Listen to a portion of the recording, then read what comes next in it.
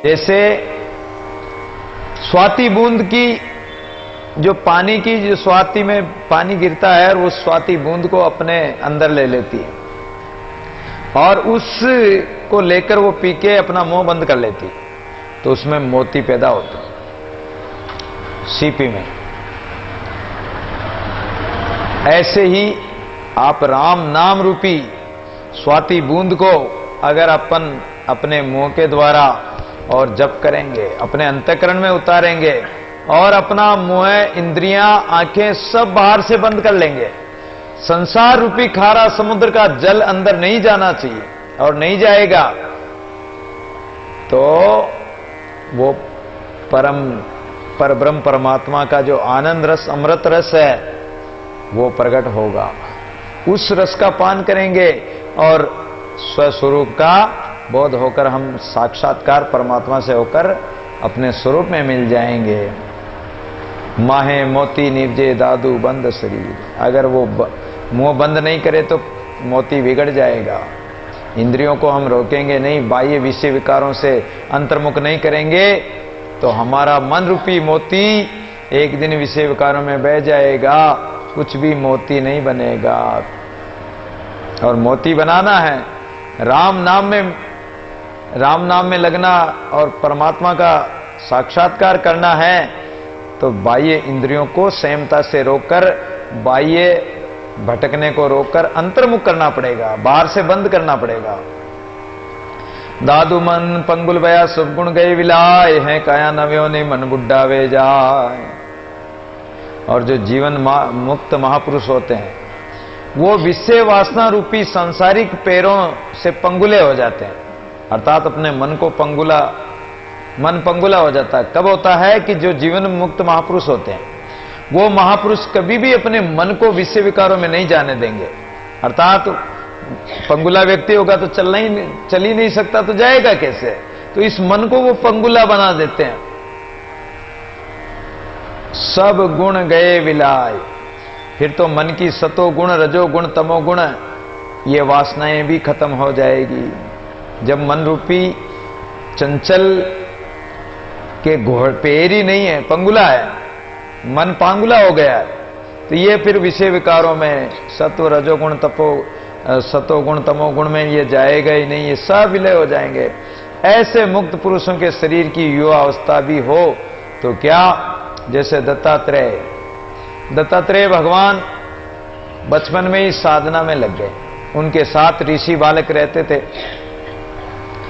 एक बार दत्तात्रेय ने जल में 3 दिन तक समाधि लगाई, तो उनके जो साथी बालक थे 3 दिन तक वहां चक्कर लगाते रहे कि हमारा साथी इस जल में डूब गया है, निकलेगा, अब निकलेगा। 3 दिन बाद में बाहर आए, तो उन साथियों ने, बच्चों ने, ऋषि बालकों ने और ज्यादा प्रेम किया कि अरे हमारा दत्तात्रेय तो 3 दिन तक जल में समाधि लगा लेता है। अरे बोले कि तो ज्यादा प्रेम करने लग गए। मैं तो इनकी भीड़ से हटकर भगवान का भजन में लगा था और करना चाहता था, ज्यादा भीड़ और बढ़ गई। अब के डुबकी लगाई तो बाहर निकले, तो साथ में एक स्त्री को साथ में, योग शक्ति से एक स्त्री को साथ में लेके उसका हाथ पकड़ के बाहर निकले। ऋषि बालकों ने कहा कि अरे दत्तात्रेय तो बिगड़ गया है, और दत्तात्रेय तो पता नहीं कहां से स्त्री ले आया है, उसका साथ छोड़ के चले गए। वहां कौन सी स्त्री थी, वो तो योग माया से उन्होंने शक्ति से प्रकट कर ली। तो दत्तात्रेय जी महाराज, सुखदेव जी महाराज ये जवानी थे, अम्बरीश राजा, ध्रुव पहला, जनक, लेकिन इन्होंने सांसारिक विषय वासना का त्याग कर दिया था। दादू दयाल जी महाराज, सुंदरदास जी महाराज, रज्जब जी महाराज, और ऐसे महापुरुष हुए जिन्होंने अपना माया विषय वासना का त्याग करके और भगवान का भजन किया। दादू मन पंगुल बया सब गुण गए विलाय, ऐसे महापुरुषों का मन पांगड़ा हो जाता है, सब गुण खत्म हो जाते हैं। काया नवयोनी, काया चाहे जवान क्यों ना हो, नवयौन जवानी क्यों ना हो, लेकिन मन बुढ़ा होगा तो मन फिर कहीं नहीं जाएगा। लेकिन मन तो बचपन का, तन 55 का और मन बचपन का होगा तो काम नहीं चलेगा। अगर उम्र तो 55 की हो गई और मन में फिर भी विषय वासना सताती है। दादू कच्छप अपने कर लिए, मन इंद्री निष्ठोर, नाम निरंजन लाग रहा हूं, प्राणी पर और है। इसलिए जैसे कछुए पर कोई संकट आए तो वो सब अपने अंगों को अंदर समेट लेता है, ऐसे ही अपने मन इंद्रियों को, ये पांचों इंद्रियां है, ये उसके पांचों अंग है कछुए के। तो इन इंद्रियों को सांसारिक विषय वासना मत जाने, अंदर खींच लो, अपनी ढाल के अंदर, अपने अंतःकरण में लगा लो, बाहर जाए ही नहीं, एक निरंजन परमात्मा में, परब्रह्म परमात्मा में लगा लो। प्राणी प्रहर और विषय विकारों का त्याग कर दो। मन इंद्रिय अंधा किया, घट में लहर उठाई, साईं सतगुरु चढ़कर देख दीवाना जाए। इस इंद्रियों ने इस मन को अंधा कर दिया, मन इंद्रियों के साथ लगकर अंधा हो गया, मन विषय विकारों के साथ लगकर विषयी हो गया। मन क्या है? जैसे ये पंखुड़ियां हैं, हृदय रूपी कमल पे पंखुड़ियां हैं। काम, क्रोध, लोभ, मोह, ईर्ष्या सात्विक भाव है। सत्य बोलना, भजन करना, पाठ पूजन करना, नाम जप करना, सुमरण करना। तो मन अगर काम वासना पर है, काम रूपी पंखुड़ी पर है तो वासना जगेगी। क्रोध की पंखुड़ी पर है तो क्रोध जगेगा, मन में क्रोध की वृत्ति पैदा होगी। और अगर सत्य पर है तो मन में सात्विक भाव आएगा, अच्छे विचार आएंगे, भजन सुमरण करेगा, राम नाम लेगा, संतों की सत्संग करेगा, पाठ पूजन करेगा। तो ये मन जिस पंखुड़ी पर बैठता है, मन उसी तरफ चला जाता है। तो मन अगर काम वासना रूपी पंखुड़ी पर बैठा है तो वासना जगेगी। आंखों की इंद्री पर बैठा है तो आंखों से रूप, वर्ण, सुंदर, काला, गोरा देखेंगे। और जिब्या पर बैठा है मन तो स्वाद का अनुभव करेगा, खाटा मीठा चरपरा मांगे मेरा बात। तो इस इंद्रियों ने इस मन को अंधा कर दिया, और उसी कारण मन अंधा होकर घट में विषय विकारों की लहर आ रही है। जैसे कोई मकान हो, उसके खिड़की झरोके हो, और उस झरोकों में से विषय वासना की हवा चल रही हो, तो अगर दीपक लगा रखा हो तो वो दीपक की लो इधर उधर डोलेगी। तो जब विषय वासना की लहरें आएगी तो मन भी डोलेगा, इधर उधर भटकेगा।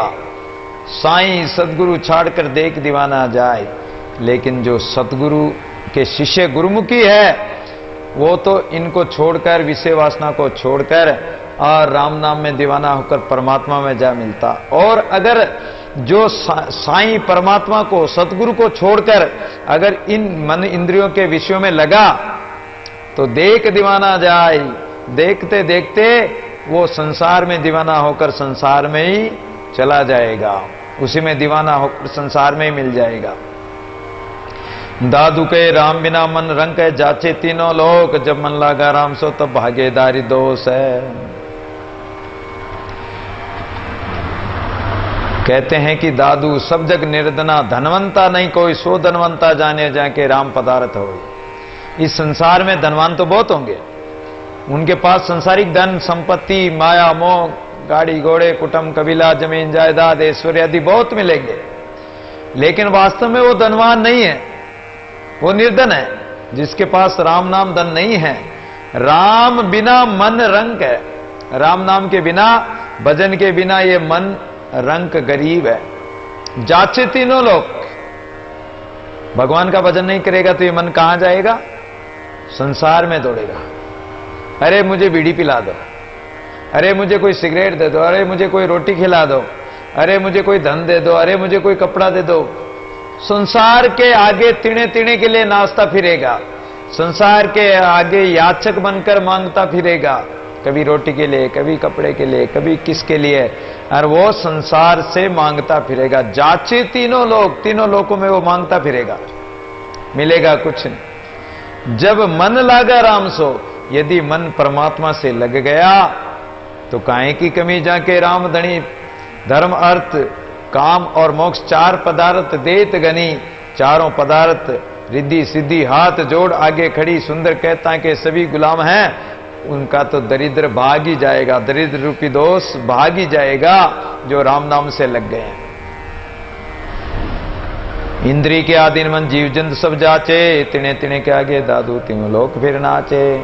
इसलिए इंद्रिय के अधीन होकर ये मन संसार में भटकता फिरता है, विषय वासना के लिए रोता फिरता है, तीनों लोकों में नाचता फिरता है। इंद्रिय अपने वश करे सो काए याचन जाए, दादू सुस्थिर आत्मा आसन वैसे आय।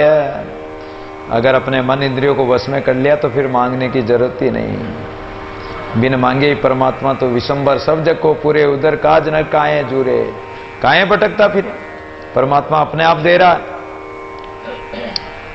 मन मनसा दोनों मिले तब जीव किया भांड, पंचों का फेरा फिरे माया नचावे राण। ये माया रूपी नारी ये सब संसार को नचा रही है। ये माया के कारण लोग न जाने कहां कहां कैसे कैसे पाप कर्मों में लगे हुए हैं, बुरे कामों में लगे हुए, दौड़ भाग कर रहे हैं, पच पच कर बेल की तरह मरते हैं। ये मन मनसा, मन और मनोरथों के द्वारा ये जीव भटकता रहता भांड की तरह और बकता रहता, वाद विवाद करता रहता है, लेकिन इसको कुछ नहीं मिलना है। सुंदर तृष्णा भांडनी लोभ बड़ो अति भांड। तृष्णा क्या है? लोगों की तृष्णा बढ़ती रहती है, इच्छा बढ़ती रहती है। ये भांडनी है।